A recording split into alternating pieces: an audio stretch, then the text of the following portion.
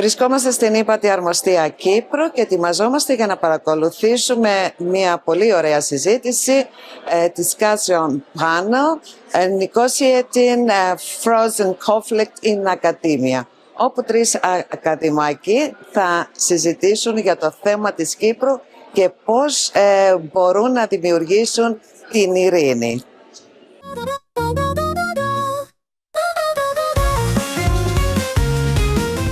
Distinguished guests, ladies and gentlemen, good evening and welcome to the Cyprus High Commission.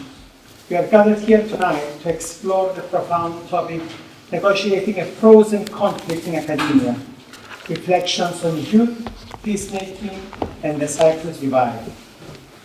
The Cyprus issue, more than a matter of invasion, occupation, division, and geopolitics, is an issue that affects lives, cultures, and identities.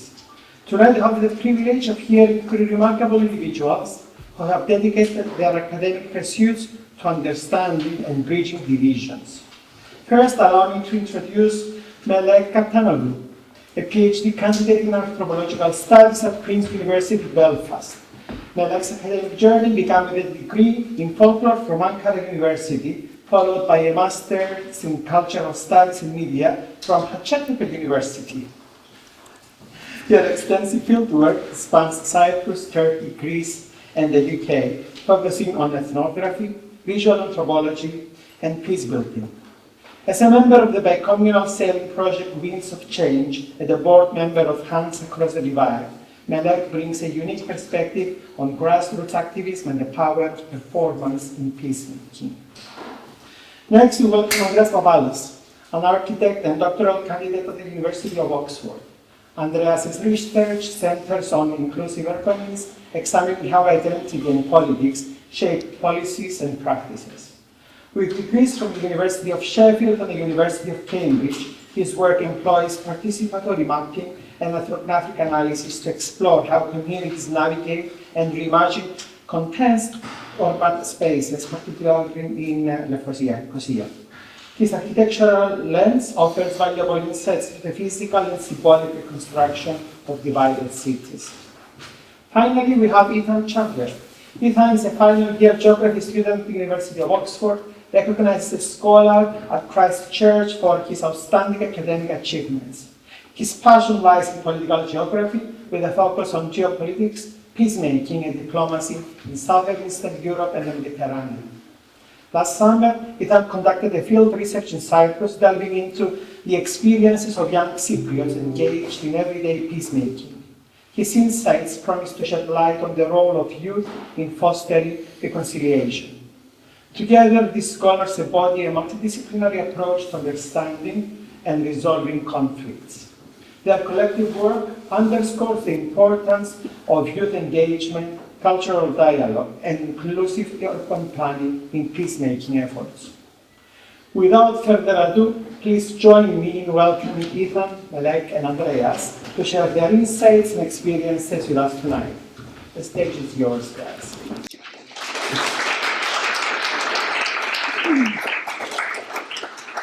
Thank you very much for the opportunity to speak here tonight. Welcome everybody. Καλώς ορίσατε. Hoş geldiniz. And welcome everybody. Thank you for coming. It's great to have so many of you here in London to talk about peacemaking in Cyprus. And we're here tonight because we all came together in very different ways.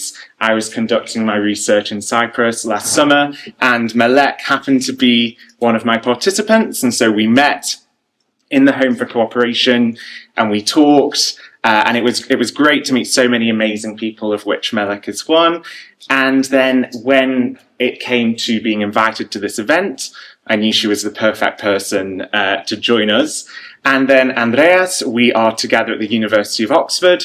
We actually shared a supervisor, and so we came together out of coincidence. And I think we've come together to create a brilliant team across different disciplines. And I'm British, Andreas and Melek are both Cypriot, but they're studying at British institutions. And so I think that hopefully together, coming at this from different perspectives will allow us to have hopefully a very rich and interesting discussion. So I'm Ethan and I'm from a geography background. And I think geography is really interesting when it comes to Cyprus because historically geography has been used as a form of division, a form of drawing a line on a map to divide peoples. And I think in Cyprus that's more pertinent perhaps than anywhere else in Europe at the moment, with the green line that divides the island into two. But more recently, geography has taken on quite a different lens. And I was inspired a lot by geographies of peace, and Nick McGoran, a geographer at Newcastle University, who actually takes a group of geography students to Cyprus every single year. He termed this new approach Irenic geopolitics, from the Greek word irini. And so geography has really pivoted more towards focusing on peace. It has great potential to talk about the commonalities that all Cypriots share. And I think we will talk later on about space and place and the power of the Home for Cooperation in the buffer zone. So that's where I'm looking at the Cyprus problem from a geographical perspective. And I think Melek and Andreas can talk about their perspectives too. Thank you so much. Thank you. Welcome, everyone. It's very nice to have you here tonight. And thank you for hosting us. Well, as Ethan mentioned, we met during his research, and I was part of a bicommunal sailing project, Winds of Change. The project, thanks to the project, we became the first bicommunal sailing crew circumnavigated around Cyprus, and I was Ethan's interviewee.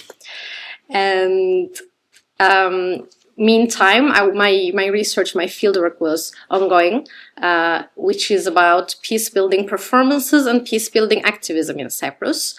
I was focusing on, apart from the peace negotiations and the political and top-down aspect, what people are doing at the grassroots level. This is what I was looking for, especially in terms of performances, because when we look at the field, we see many people expressing their will, their wish to peace through their performances, which can be theater, music, political protests, conscientious objection protests, or dance, or many things. So this was what my research about.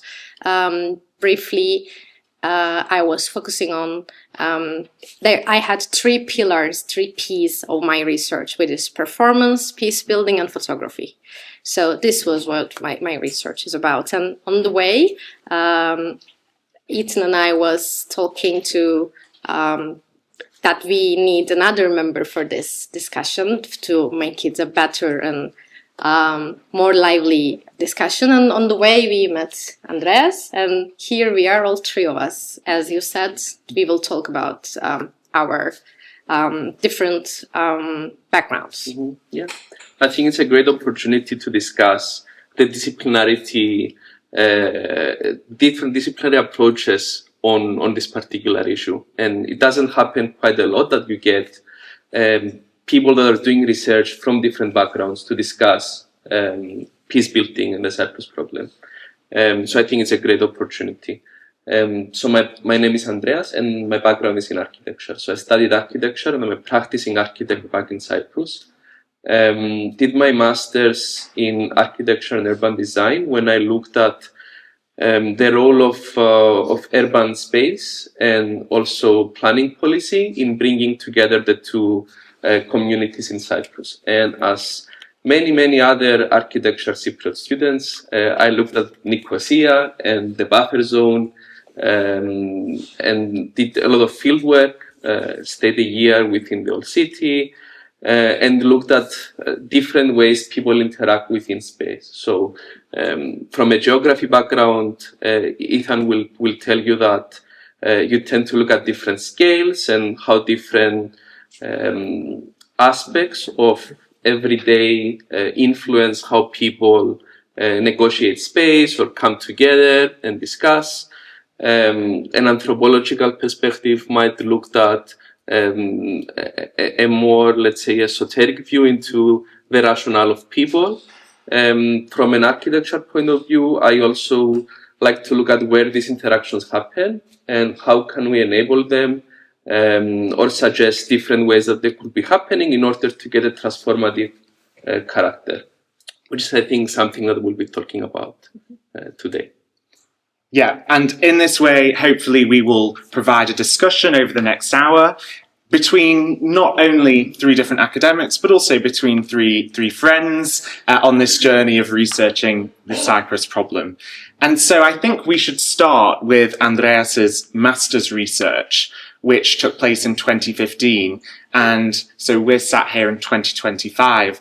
And I wonder whether that might be a good place to start and discuss how the environment for peace building in Cyprus has evolved since that moment in time. Yeah, it was a very interesting moment. So I did my master's back in 2014, 2016. It was a 3 years course. And the fieldwork was like a year sandwiched in between. So at that time, I remember it was a very hopeful time for the Cyprus peace process. It was, my research finished when the Trans-Montana negotiations were sort of happening. So I was in Cyprus doing fieldwork in the build-up of all of that. I was fortunate to have Turkish Cypriot colleague with me back then, who was also doing his PhD at the University of Oxford. And I remember having like a Greek Cypriot and Turkish Cypriot trying to do fieldwork together, opened a lot of doors for us. So we got to interview politicians, we had access to spaces in the buffer zone, everything was sort of happening towards a very positive direction. And you were seeing that in initiatives, both grassroots initiatives, but also the support that came from the top. It was much easier to get people from the two communities to do things together. We were seeing a lot of mobility within the peace building sort of context. And I think I will leave it at that. And then I think, Melek, your fieldwork sort of started a few years after that. Yeah, we can say so. Well, as I said before, my fieldwork is focusing on what's going on at the grassroots level, because, of course, peace negotiations between political leaders, politicians is something we are familiar with, but we are not very much familiar what's going on at the grassroots level, what people are doing, because peace building may not be the mainstream idea, but it's definitely not a marginalized idea of a radical group of people. There are many people believe in that and working for that. But it was really difficult to categorize or try to understand gender-wise, age-wise, ethnicity-wise, class-wise. It was really various. So it was difficult to categorize in this way. So in my research, my anchor point was performance. There are many people who want for peace, but some of them are performing this wish through their activities. For example, when you look at the grassroots level activities, we can see some bicommunal choirs, like Bicommunal Choir for Peace. After their beloved conductor's death, they named Bicommunal Choir for Peace Lena Melanidou. This choir, if you have a chance to watch their concert, for example, it is symbolically has a lot of meanings. Turkish Cypriots and Greek Cypriots are singing together. A Turkish Cypriot and a Greek Cypriot conductor is changing. It's rotating. Songs are generally either bilingual or trilingual, Greek, Turkish, and English. And the songs are spread the love and the unity and the brotherhood. This is just one of the examples. There are many. Or when you look at the theater activities, Lefkoşa Belediye Tiyatrosu, a Turkish Cypriot theater group, and for example, Antilagos Theater nowadays are cooperating a lot. You can see their theater plays also bicommunal. You can hear both Greek and Turkish. It is also something important to mention. Or there are some conscientious objectors across the divide. And when they ask those people, okay, just let me start from here.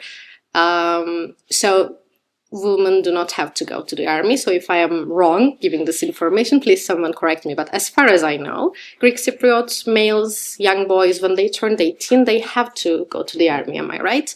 And Turkish Cypriot boys, when they turned 18, they also have to go to the army.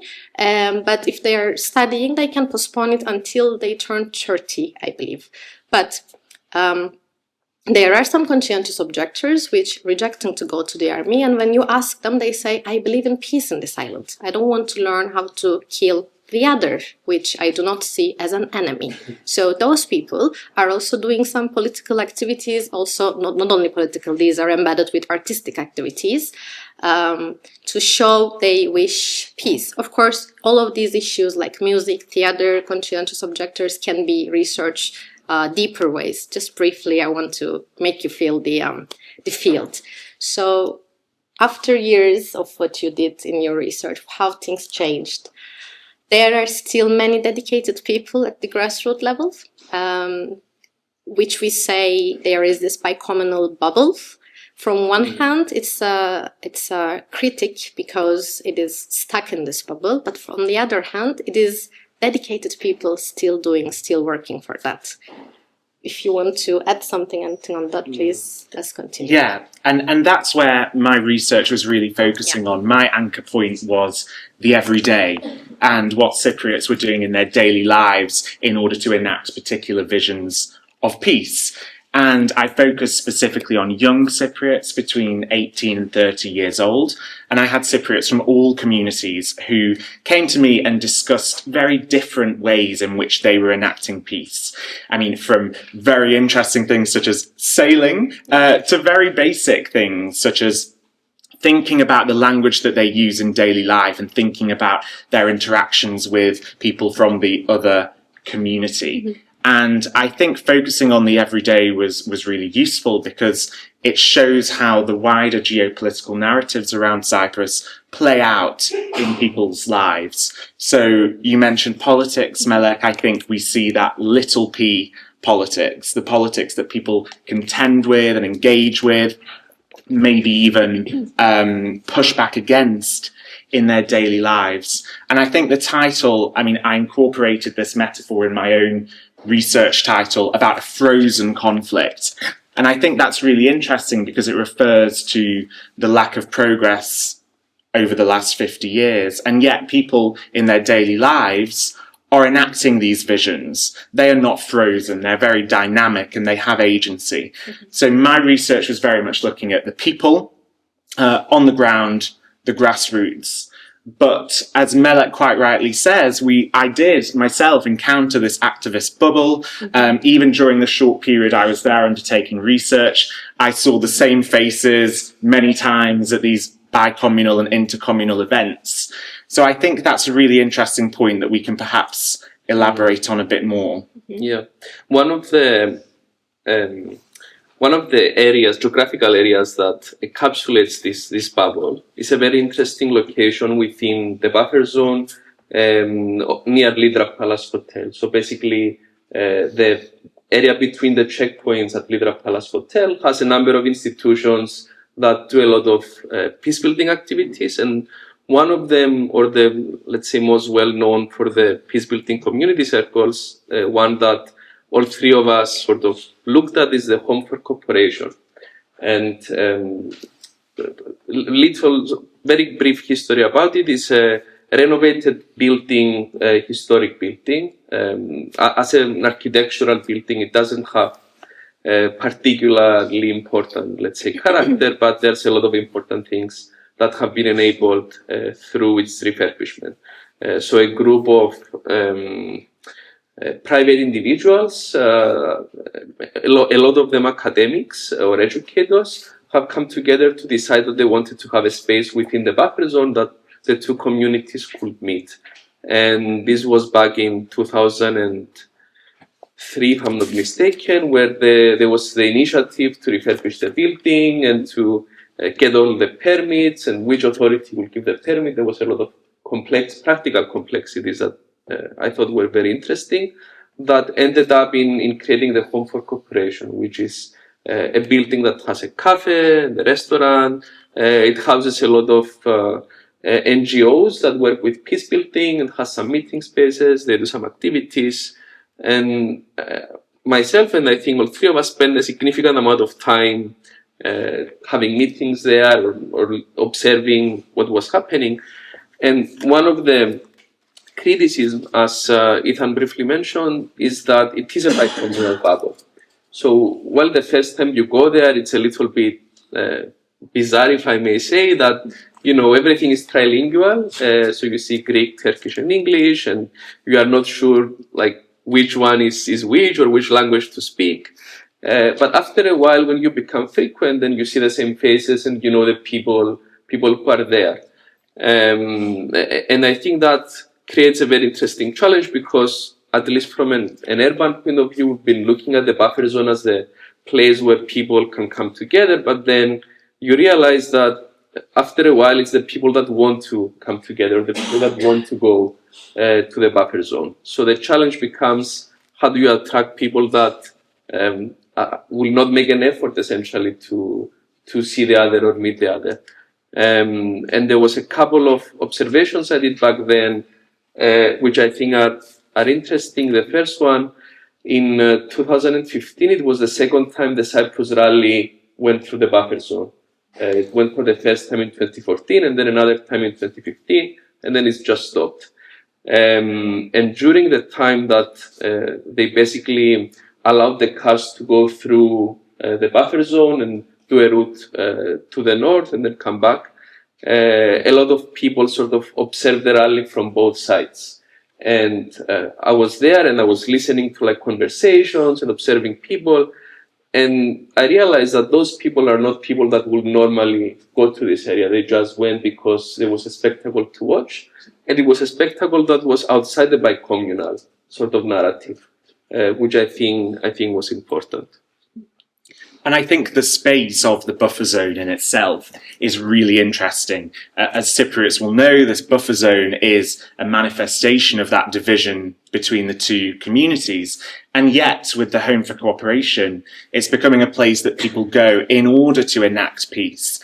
And I think that kind of paradox that people are reconciling and enacting peace in a place that represents the division is really interesting. And the Home for Cooperation is an excellent place. It's very quiet in the buffer zone. And it's really interesting to walk through that crossing point and to see people from all communities meeting together in the middle of this space, which reminds us all of war and conflict, and yet today is an instrumental part in peacemaking. And I think that leads on quite nicely to some revelations that came from my research about the geography of peacemaking in itself, that peace was something that occurred in place. It had to occur in a certain place in order to be successful. And in Nicosia, which is the point, the capital city, but the point at which the island is divided, a lot of those peacemaking activities take place within the city, and it's the hub of peacemaking activism on the island. And I think that's where some of these activist bubbles come from. And I spoke to one participant who grew up in Nicosia. He was a peace activist. He constantly went to these events. And then as he grew older, he moved away to the south coast, to Limassol. And in that case, there were fewer opportunities to interact with people from other communities. There was no Home for Cooperation in Limassol. And therefore, this example showed really clearly how peace had a place in Cyprus. It had to be done in a particular location. And speaking more broadly to the geographies of peacemaking, it was also really interesting to see that Cypriots who had come from a mixed village, their family history had been from a mixed village. Perhaps their grandmother also spoke Turkish, for example, or they had witnessed these familial connections between different groups. They were much more likely today to now go and engage in peace activism, which I think was also really interesting. So I think those examples show how there's a geography and a history to peacemaking in Cyprus. Yeah, very much, actually, in terms of this place and space and peacemaking. I can just fill some blanks maybe and just share some more. Well, since we have this physical division in the island, as you mentioned, when someone wants to take a step towards peace, they really need to physically take a step out, like cross the checkpoint, go and meet someone from the other community. And generally, yes, the heart of all of these activities is this Letropallas buffer zone, the Home for Cooperation. And 2003 is correct. Association for the Historical Dialogue and Research. And to was also created, built in 2003, and Home for Cooperation afterwards. And 2003 is the year that checkpoints were opened. And since checkpoints were opened, Cypriots started to live a different life, more intercommunal life, because crossings were allowed and interactions increased, of course. And just a small note about the building. That neighborhood is an Armenian neighborhood, and the Home for Cooperation's building belonged to Bangoyan family, if I am not mistaken. And that building there were shops in that building, at the building of Home for Cooperation, like photography studio and hairdressing, etc. If any of you ever visited to Cyprus, or if you have a chance to take a look on Google or whatever, you can see also the Armenian cemetery when you cross to the south when you follow that street. And when you look to the north from the barbed wires, you can see that neighborhood. We say Arabahmet Mahallesi in Turkish, also an Armenian neighborhood you can see. And I've been told that since we know those houses have, 2 floors, jumbas, maybe you'll have more to say about it in the architecture of the buildings. We know we can have an idea about the economical level of the people who were living there. So this is such a place. And let me quickly check my notes, sorry. So since this is very interesting what you said, I believe. Buffer zone is a place to describe the division, but now it's the place for unity as well. So we have this ambivalent thing for the buffer zone. It can be a breach as well, but it definitely describes the division, isn't it? It's, again, please correct me if I'm mistaken, it is called nekrizoni, right? Mm-hmm. I mean, it's no man's land. But now it's someone's land because Cypriots are there creating cultures. It's a culture of multi-communal peace builders culture, and not Turkish Cypriots or Greek Cypriots. There are many communities of Cyprus. Maybe you have things to add about it. Mm-hmm. So it's a multi-communal place now. It's an intercommunal place now. There is a culture making ongoing there. So yeah. I think follow up on these 2 points. It seems like there's let's say academic tension between 2 things. So the first thing is that the buffer zone is an important place for getting people together and for enabling things to happen, and it has been for so long. And we know the examples not only of the Home for Cooperation, but there was the Occupy Buffer Zone movement earlier, and there's a range of initiatives that have been happening. Even at the political level, meetings have been held in Leader Palace and so on. At the same time, there is a need. There is an observation that, Ethan, you made, that when people are geographically away from this special place, they lose ties to this bicommunal bubble or this like peace building or peacemaking. And this is something that I felt as well because I live in Larnaca. So after my research, when I was living back home, even though I made a lot of Turkish Cypriot friends, they had reasons to sort of cross over, it became practically more difficult to meet up. It's not part of your daily life. And once things are not part of your daily life, it becomes more difficult to remain engaged with peace building and so on. So I think the observation that you made with your participant is also a wider observation of people that even if they're involved in peace building or if they want to be involved, geography does have a big role to play. Mm-hmm. So how do you reconcile, the fact that not all Cyprus could be Nicosia, not all Cyprus could be like within a special place or within proximity of having things to happen. And of course, there's, again, the role of social media. You will not hear a lot of architects say that not everything has to be a building, things can happen online as well. Yeah. But I think there's a role that social networks play in peace building these days quite a lot, especially after COVID, where things have become a bit more difficult. And Melek mentioned the name or what the buffer zone is termed in Greek, and that literally means the dead zone. Yeah. And it reminds me of Andreas Papallas's book, Echoes from the Dead Zone. And what's really interesting is that this zone is anything but dead today. When you go into the Home for Cooperation, it's full of life, it's full of hope. And I think that really sums up the paradox quite nicely. Another thing I wanted to mention, again, Melek, you touched on it earlier, about the politics of this. And firstly, we must recognise that just because something is grassroots doesn't mean it occurs in the everyday. People don't necessarily engage in this activity every single day. Some people do, they cross the checkpoint every day, but others do not. And I think also when we think about the activist bubble, we can think about widening the political participation from different ideological perspectives. So again, I had another participant, a Turkish Cypriot participant, who had established a group in his university to try to widen the participation beyond particular political parties or viewpoints in order to bring more people together. So I think these points around the geography, the politics, the bubble, they'll come together quite nicely. And I think the key message is that where peacemaking is occurring, it's doing amazing things, but there is a need to expand participation and make it expand the whole activity, basically. Exactly. It was one of the biggest critics I was hearing from my interviewees, to be honest.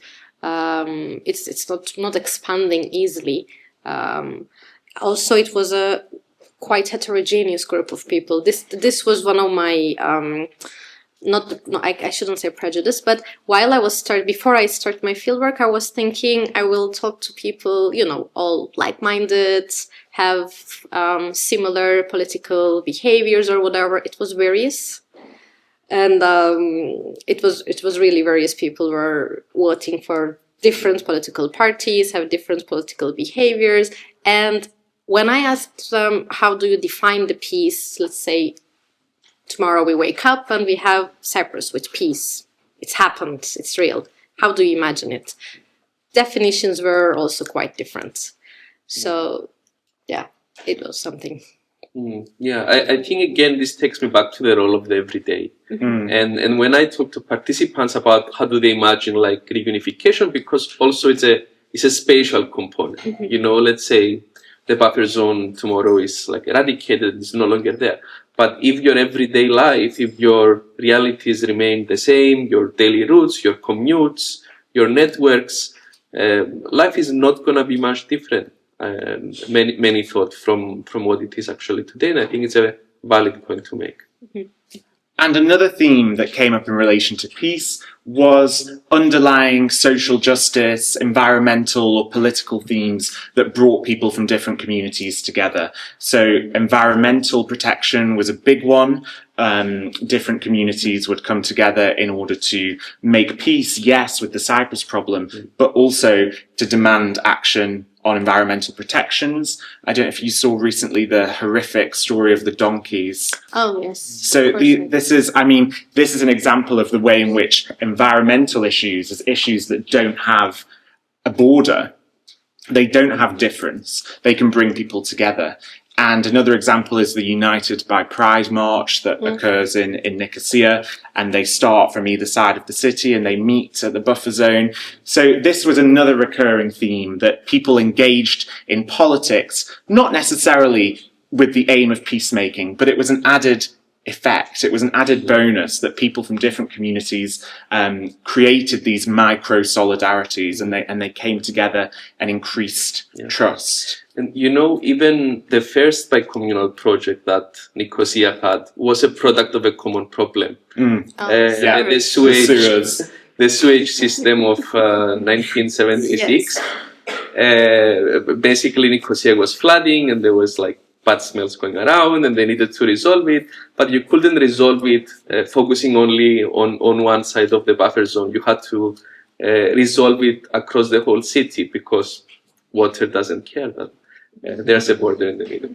So two mayors at the time met. It was Mustafa Akinci and Lelos Dimitriadis, and they decided that they wanted to resolve this issue, and they created the Nicosia Master Plan team, which was let's say, more bureaucratic technical team that had to resolve a practical challenge. But by doing so, they sort of proved that this bicommunal, let's say, bubble exists and it can work, especially when there's environmental challenges or other problems that outside the peace building, let's say, narrative or label. Actually, in this sense, Nicosia has, I mean, it requires a special attention to discuss, because we are talking all of these things. I mean, almost everything we are talking about is focusing on Nicosia. It's not only because it is the capital, but also, I don't know, many things. First of all, the walled city, when you look at it, it's like okay, for those who do not know, it's like 11 bastions. Old walled city of Nicosia has 11 bastions, has the same distance to each other, and it is literally cut in the middle. So, of course, nature do not care if you have checkpoints in the middle of it. We have some issues related. And you mentioned at some point about the division on Nicosia and thing. During one of my interviews, I remember I asked, so in Nicosia, it is the first city checkpoints are opened. And we do not have checkpoints in everywhere. So, for example, in Limassol, we don't have, or Kyrenia, we don't have Home for Cooperation or whatever. Nicosia is the place we can say the most crossings are happening. It's much more multi-communal than anywhere, I believe. So, from one hand, I remember someone told me this is the place I was feeling the division more, because we can literally see the checkpoints. But someone else was told me, actually, this is the place I feel unity more than ever, because I spend a lot of time in the walled city. While I was spending 2 hours in walled city of Nicosia, in those 2 hours I can hear both Ezan, the prayers, and church bells at the same time. I can hear both languages while I am walking. So I feel unity and togetherness here more. So the city itself has this unique feeling. Also, I want to add something about the LGBTQI+ activism, which is I find it very strong message. So for the last few years, I don't know exactly how long, but groups across the divide, sharing and celebrating and doing their activities together. One of the most impressive one for me, so as you said, so on Pride Month, they had 2 pieces of one rainbow flag, groups from, one from the north, one from the south. They met, Home for Cooperation, and they saw it in Home for Cooperation in the buffer zone. I find it very impressive symbol to show unity and cooperation, actually. Yeah. And so throughout all of my research, and I think throughout our discussion here, I came up with 3 Ps similar to describe peacemaking, and it's plural. So in other words, it happens in very many different ways for different people. It's personal, so it highly depends on your own identity, your own politics, and your own approach to the Cyprus problem, and it's place specific. So it occurs in different ways depending on where you are in Cyprus. And I think that was my takeaway from this research, that peace wasn't one thing. It wasn't necessarily an end destination. It was a process. People were enacting their visions of peace very differently in different places. And I think kind of thinking about the variety of ways in which people were enacting peace is really productive and helpful in itself in order to try and think about different futures for Cyprus. So I think also we wanted to talk a bit more about education and the role in which people had their identity formation at schools, with their families, with their background, their village, and the way in which that contributed towards how they engage in peace today. And I think education is one of the key places in which your perception of the other community is formed.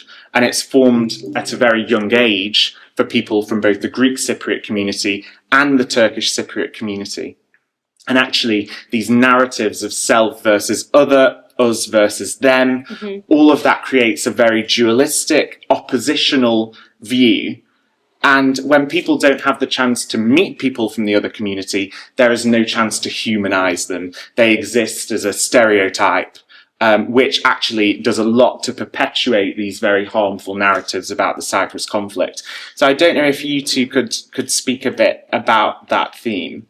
I mean, I can speak about a little bit about the spatial or the urban, let's say, aspect of it, because I'm not an educator, but there's excellent academics and practitioners in education in Cyprus that do a lot of work with trying to teach young people.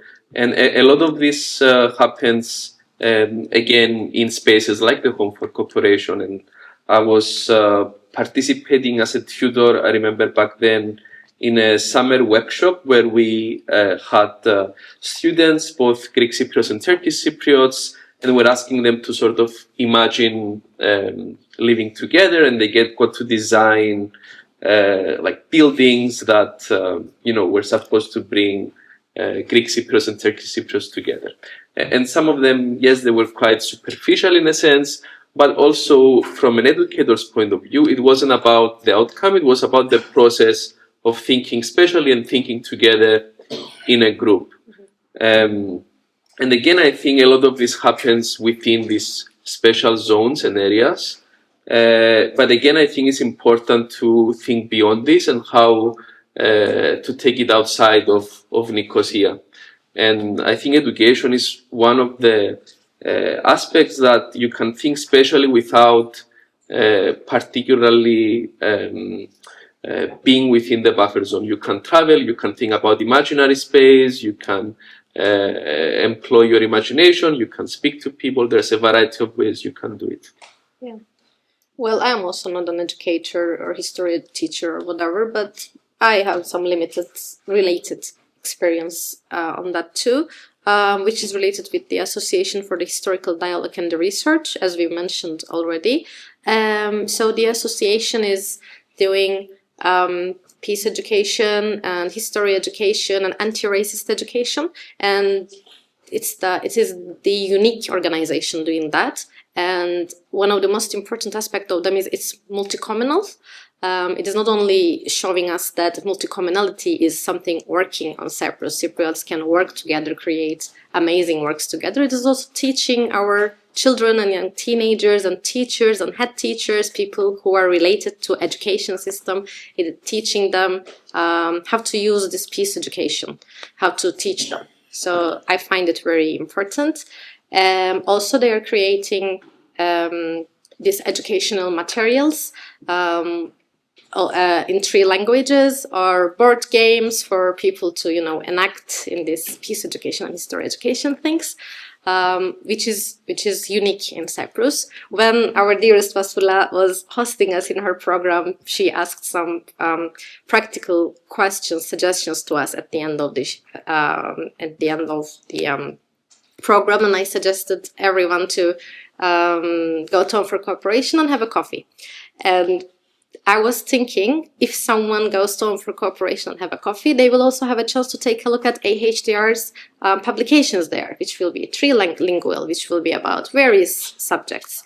And I think it is the unique place they can find something like this, which open window in people's minds to look at the other side of the medallion, listen different stories, look for stories. So, of course, we can discuss various aspects of how education is important and impacting us, but yeah, unfortunately, it is still one-sided across the divide, so we can still see it in many parts of the life. And often for my participants, history education particularly was quite controversial, because the date at which the Cyprus problem begins is even debated between the different communities. And so history education was really important in forming their ideas about Cyprus. But there were also experiences of young people in Cypriot schools who did engage in intercommunal activities. There was one participant who went on a school trip to France, a Greek Cypriot participant, and he went there with Turkish Cypriot classmates from a different school on the other side.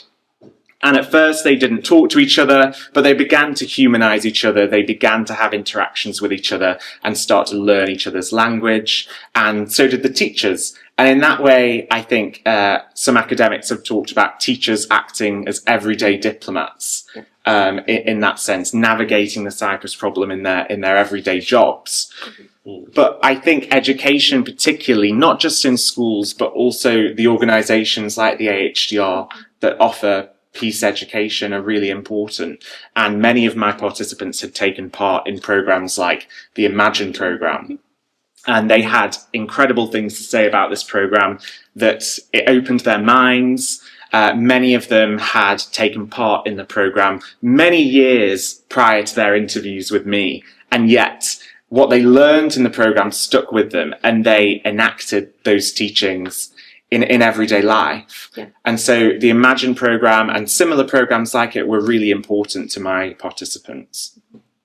Yeah, I mean, I have very similar stories on that. Programs like Imagine gives people opportunity to go beyond their prejudices and overcome. And I think it is very shocking that there are many people participating such programs have never seen someone from the other community before. And people were literally saying, they are like humans, like us. This is shocking from one side. On the other hand, it's pity that this is our reality. So yeah. And Melek, you spoke earlier about people having, let's say, the affordance of being able to cross easily in the buffers through the buffer zone in the old Nicosia. And I think it's also important to consider.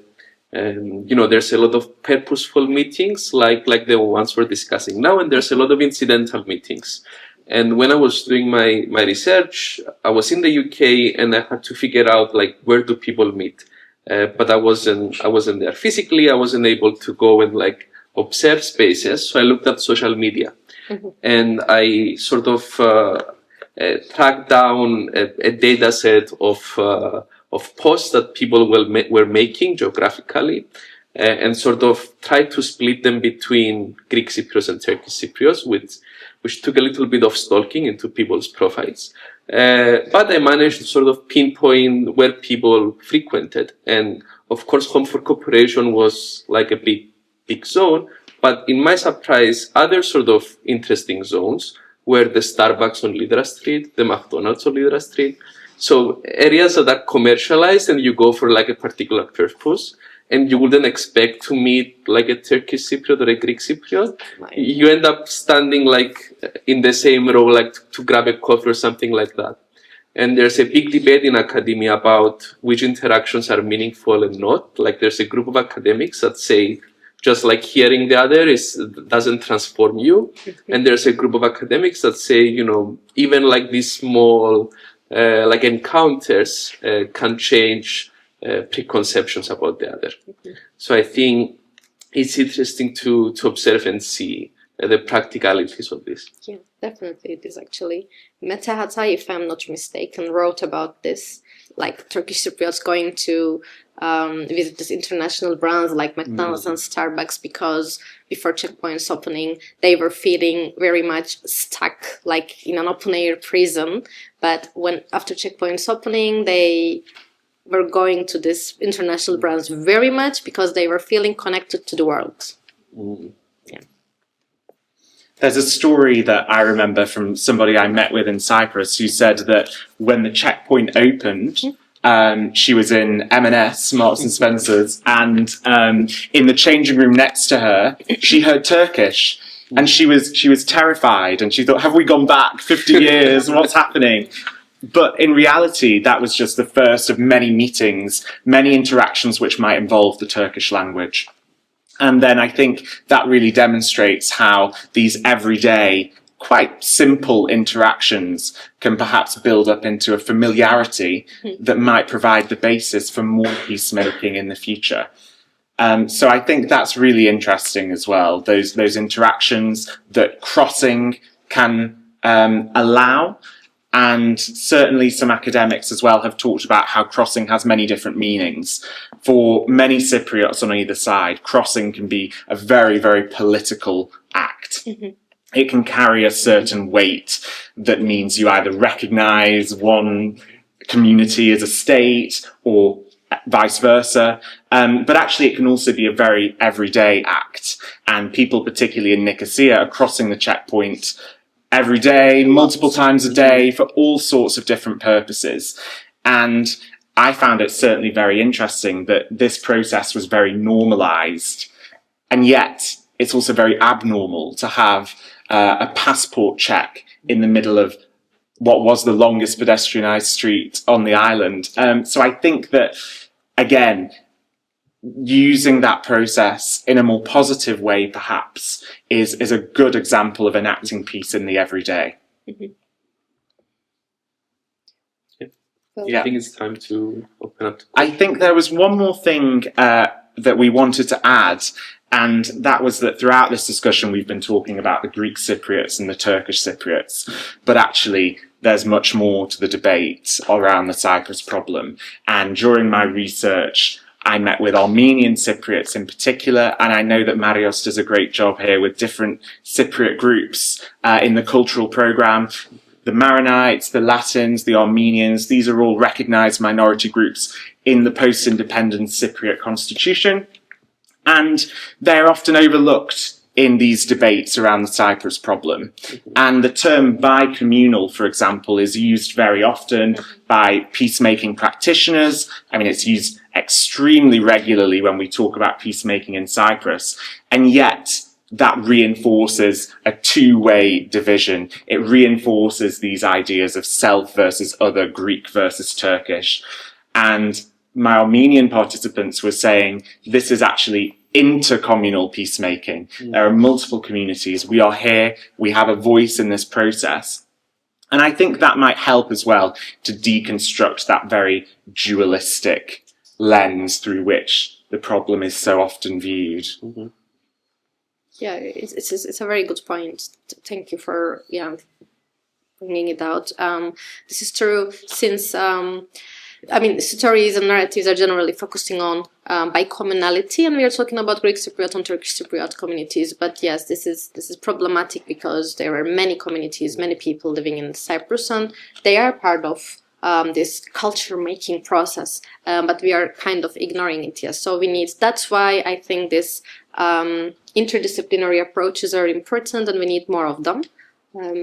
Yeah, and you know, geographically, like the city of Nicosia, but also the whole of Cyprus has been changing gradually. It's not just like the Cypriot minorities, but also third country nationals, Europeans. Like the old town of Nicosia is one of the most diverse parts of the whole of the island.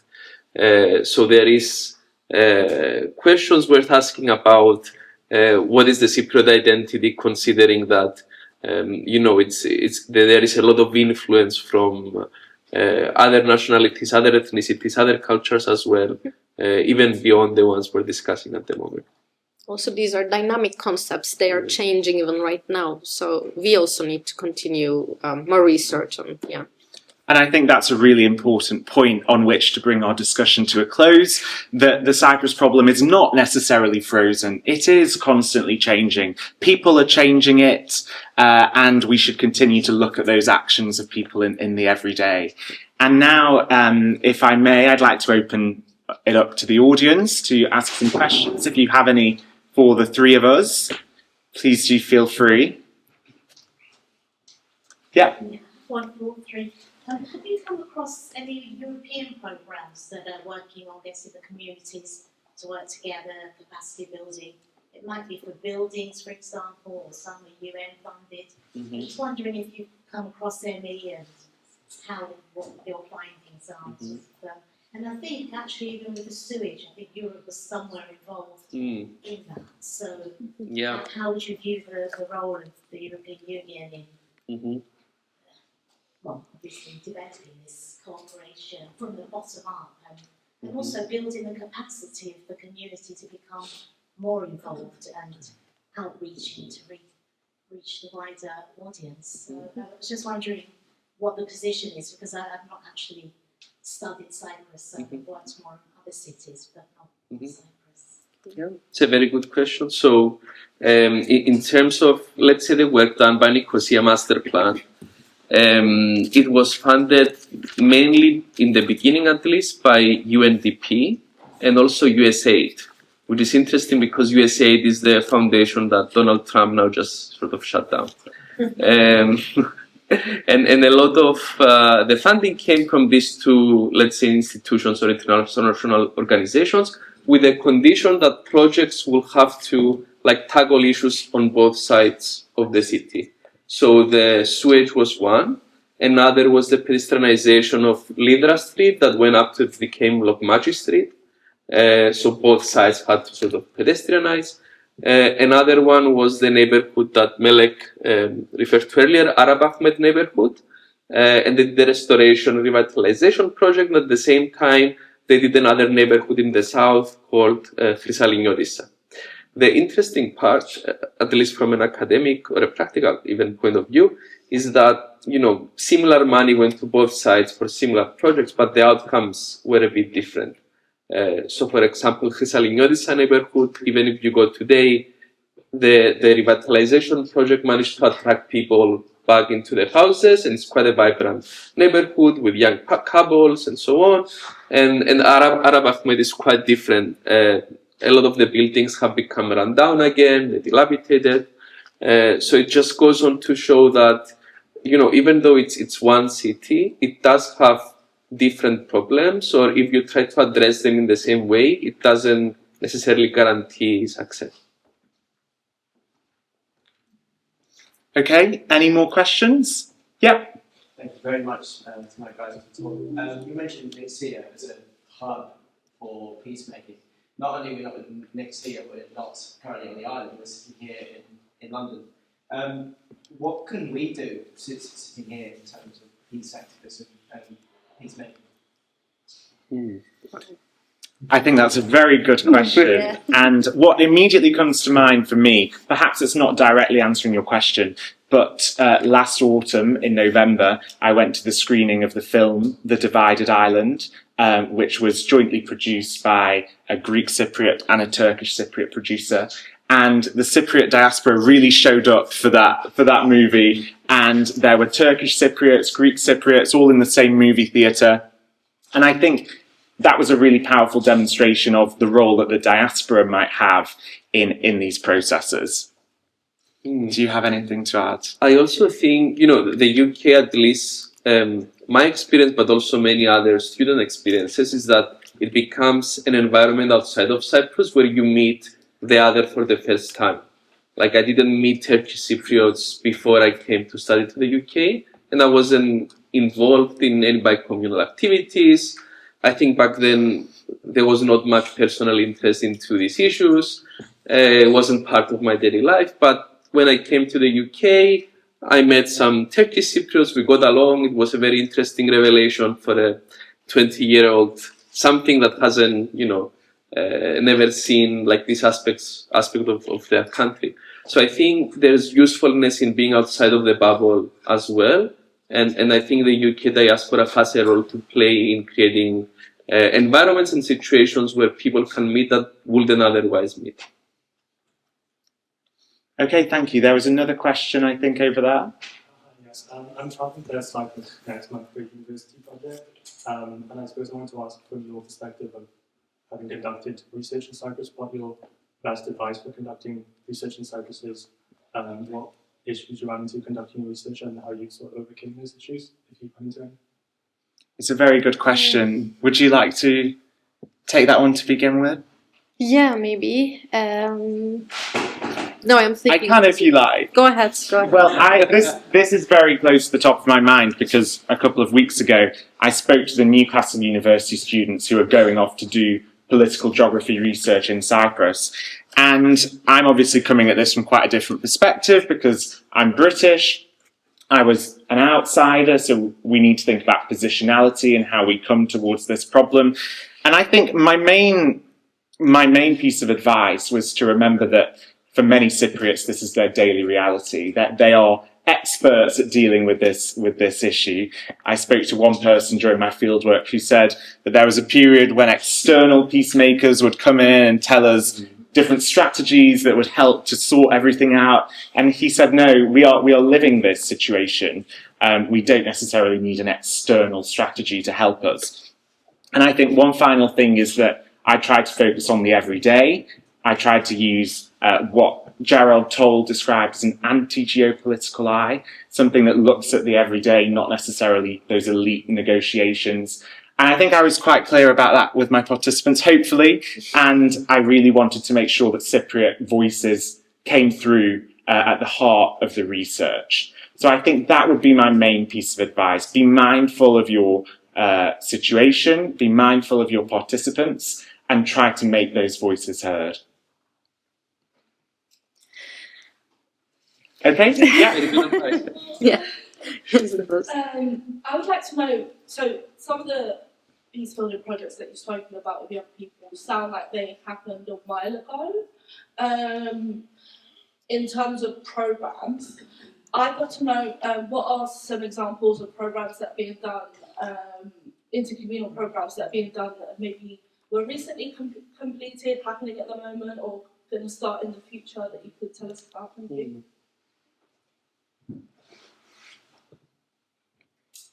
Winds of Change is relatively recent, is it not? Yes, it was. I can mention that one maybe. So just to be clear, you are asking projects recently happened and... And maybe some future things going on. Okay. Well, there always will be many things. Yeah. Winds of Change quite actually is finished, but let me mention because it's recent since you said. So it was a bicommunal sailing project supported by International Olympic Committee because director of the project was Olympian Dr. Sofia Papamichalopoulos. So it was her dream to sail around Cyprus, and then she created this bicommunal group of sailors who had no previous experience of sailing. I was in that group. It was crazy in both good and bad way. It was not a fairy tale, but it was a life-changing experience. So after some pieces of trainings, we sailed around the island.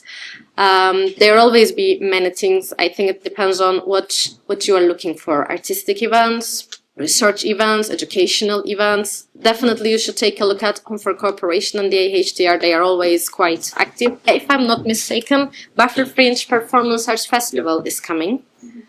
Yeah. There was also, I think, the Pamehade Festival, which happened last autumn just after I was there. And I always see very often intercommunal walks across the checkpoint. I think those are run partly by the AHDR as well. So those are a few more it's activities. educational city walks across the divide is happening. Yeah. I don't know if it's the answer. Yeah. I just want to say, it's nice about peacemaking and peace activism and like doing theatres, plays, demonstrations, social gatherings, all that. What are you doing for like next steps into getting involved in politics, especially in regards of ending the Turkish occupation and, you know, the steps of that? You know, it's nice peace this, peace that, but what about the steps of actually ending the ongoing occupation that's been going for 50 years? I think it's a good question that builds on what I said in the beginning, maybe that back in 2014, 2015, there was a lot of political will that was supporting grassroots activities, but I think also grassroots activities enabled a little bit the politicians to say that there's a lot of things that are happening that demonstrate the will of the people to live together. So I think always the political and the grassroots, and we're not politicians, but they should go hand in hand. And we are hopeful that in the future that at the political level, will acknowledge the grassroots initiatives that have been happening and also be empowered by them to take the political steps that are required, which we know less about. Well, I can say that nice things is the new culture of Cyprus, and it is being created by people and it's affecting people's identity. So, of course, we agree, most of us agree that Cyprus conflict is still a top-down process. We are expecting politicians to agree on something, sign, and we already mentioned different parties, different countries. It's not only between Cypriots coming together and eating, drinking, enjoying, and saying yes. There are many agents, and we are aware of that. But how much we are aware that how people are dedicated to do these things. These nice things is the real life ongoing on the field.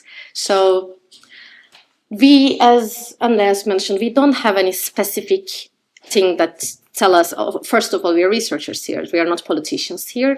And maybe conflict resolutionists, people working on conflict, can say more things on this. But, well, I am studying in Belfast. Belfast is also divided place, post-conflicted, conflicted place. What I saw is divided places, post-conflicted places have a lot to learn from each other. If you are asking something specific, something practical, we can look for what other conflicted places did so far, what they achieved, what can we learn from them. I think this can be a step at this moment to do. Thank you. Okay, yeah. There was a point you made about language as a way of reflecting sensitivities, you know, the discussion just being bi-communal or intercommunal.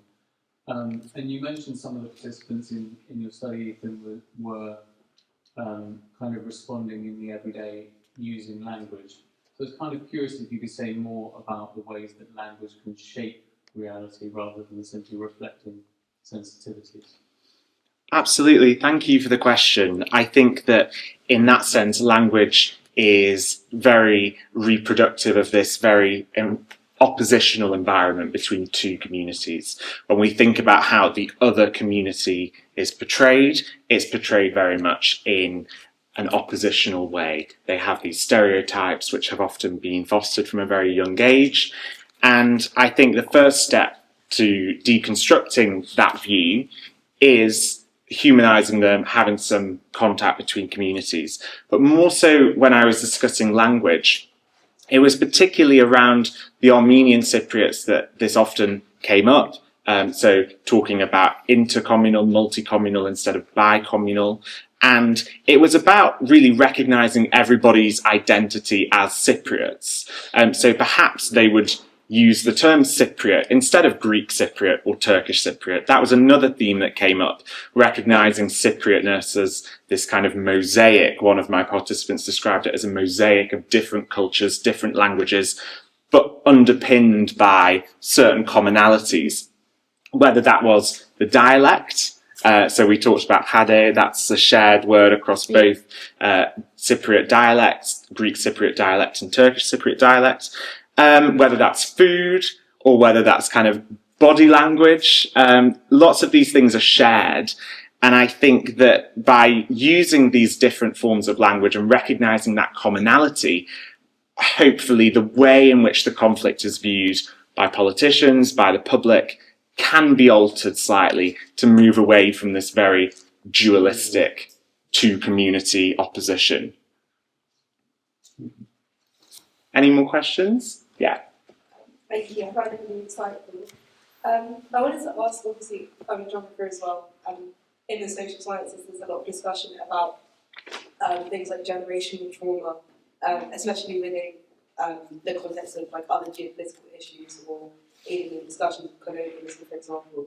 And I wanted to ask, do you think that, you know, for example, even the people that you interviewed in terms of their age demographic, do you feel as though as they get older, they'll kind of persist with the like peacemaking narratives that they have, or do you feel as though these like other dualistic narratives will kind of persist in the same way that they have for a lot of Greek Cypriots who are young enough to have knowledge of the conflict, but not old enough to have experienced it?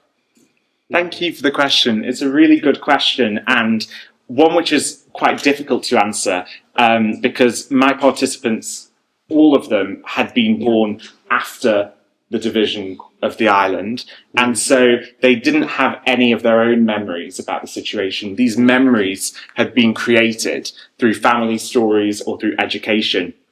And Cypriot academics have kind of termed this a post-memory, this idea that there is a memory 2 or 3 generations down the line that continues. Cypriots that are alive today, I mean, it's mainly the older generation who have memories of intercommunal living in Cyprus, pre-1974, pre-1963, these kind of memories of speaking to the other community in their town, they still persist. But the younger generation don't necessarily have that. Now in 2003, when the checkpoint opened, there was once again the possibility to make those connections and make those memories. So I think, I don't know what you guys think, but I think there's a bit of a debate about whether time will make a solution more likely, or whether time will simply cement the status quo as people become very used to the current situation. What do you think about that? Yeah, I definitely think it's an area that's worth researching, especially since now we're seeing like the generation that's around 25, 30 years old now, they don't remember a time where they were not able to cross if they wanted to, which is not the case like 10 years ago or 20 years ago, where you had a generation that was narrated the conflict through the previous generations, and then you also have the generation that experienced it and remembers it.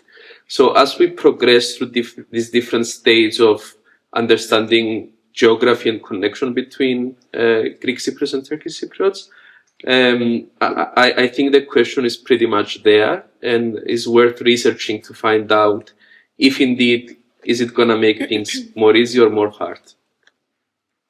I just quickly want to add, I think it's a very good concept to think about Cyprus conflict intergenerationality, because it is difficult to say there is a majority of old people thinks this way and majority of young people thinks this way. For example, some older generations were silenced for a long time. They rejected to talk about it. But some others were, just like mentioned already, they were, since they can imagine how was living together, they were more, eager, easy to going on that. When it comes to younger generations, from one hand, they can see how absurd what we are living in, so they can easily overcome this distinction of Turkish Cypriotness and Greek Cypriotness or whatever. But on the other hand, it's there for a long time, and people get bored of it. So they just want to overcome, they are becoming more apolitical. So it is a good concept to think things, but not easy to answer, to be honest. But it's very good to research on. Okay, thank you very much. We have two more, I think. We can have some very quick questions. Is that okay? Yeah. Did I see also your hand? Am I wrong? Yeah, I see. I'll try and make it very quick. I'm also a PhD candidate, and I think I've done several years of ethnography in Cyprus. And it's kind of related to the last question. Not through yet. Thank you. Go ahead. It's interesting that you used the word frozen, and your presentation beautifully took it round to suggest that it's less frozen than you might think.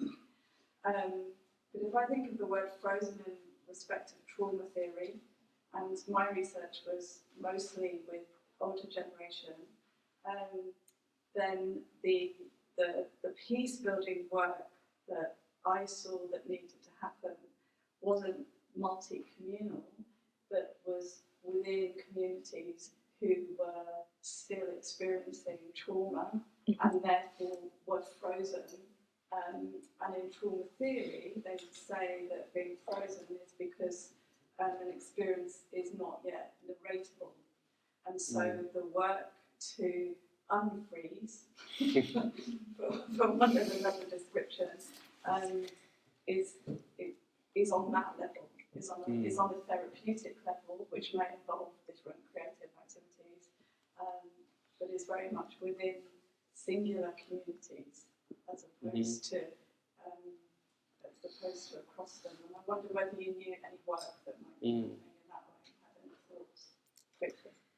I think there's some interesting thoughts and debates within the Greek Cypriot community on older generations of traveling to the north to see like their homes or their villages, and there's people who will do it but will only do it once.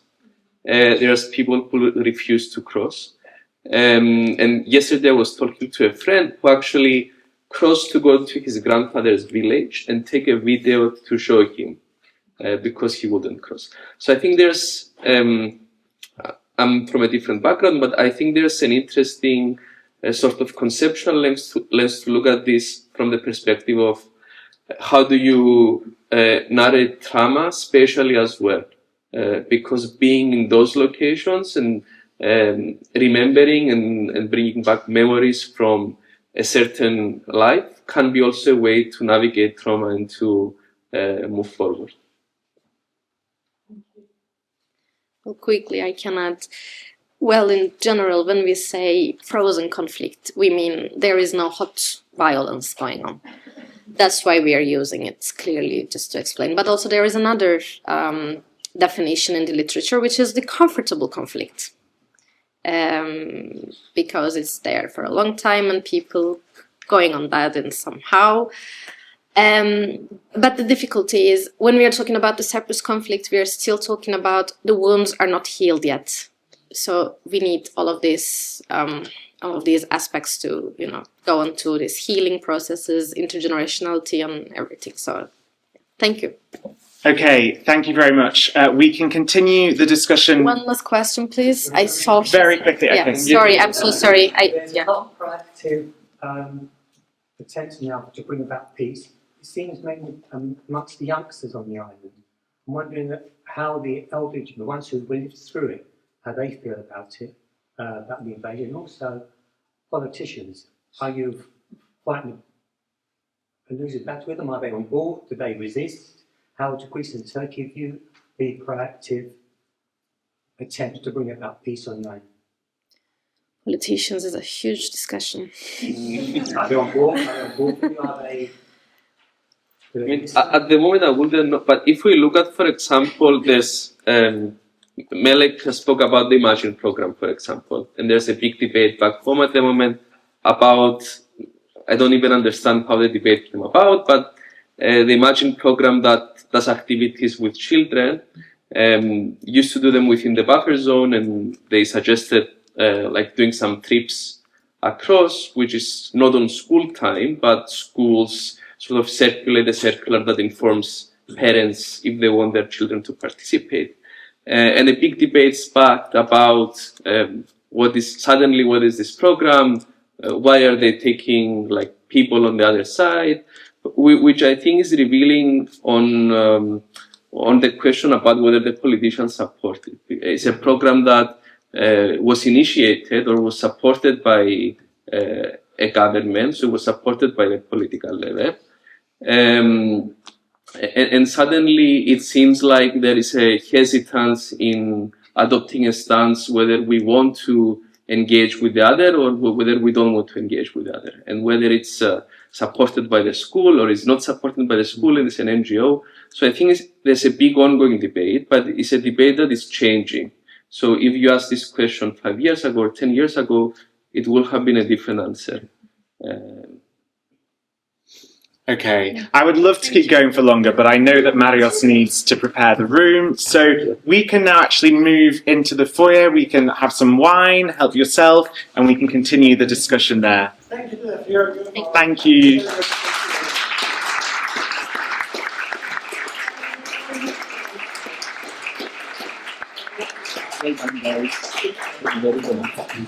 Also.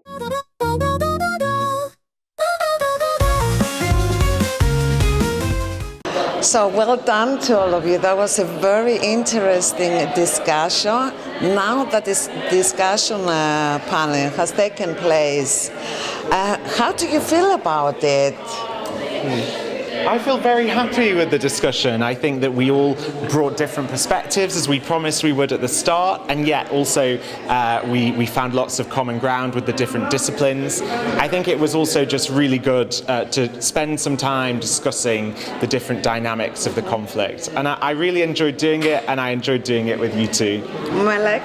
Likewise, I feel, before we were getting prepared for this, we were saying each other that, okay, it's going to be okay, and we trust the team. I definitely feel this. I'm very happy that doing this with this wonderful people, wonderful researchers. I am excited. I hope the audience enjoyed as well. So yeah, I'm satisfied, I believe. Yes, we can see that you really enjoyed it. Andreas? Yeah, I agree, and I think we also got some very interesting questions from the audience that shows that there is a lot of potential for more research in this field, in this interdisciplinary field, because there was a lot of questions that we're not able to answer, because there are no easy answers in many of these questions. So there is a long way to go, I think, for research in peace building in Cyprus. Do you think younger scholars approach the Cyprus issue differently compared to the previous generations?